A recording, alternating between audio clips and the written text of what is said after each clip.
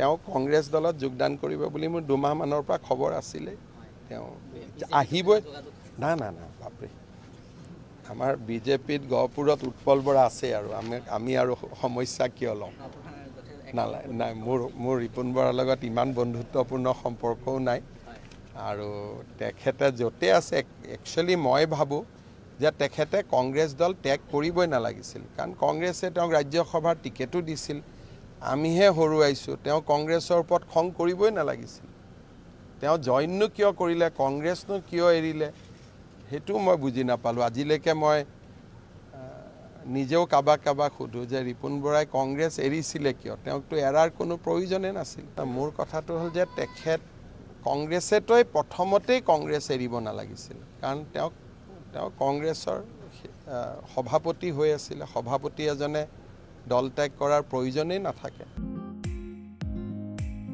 ইমান দেৰি হৈছে গাড়ী এখনো নাই খোজকাঢ়িও যাব নোৱাৰো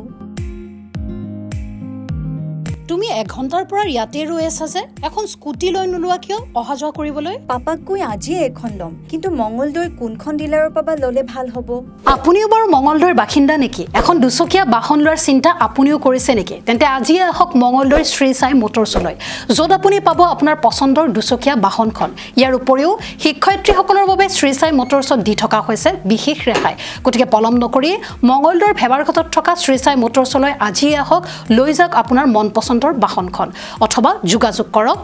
9289922289 আৰু 9864958057 নম্বৰত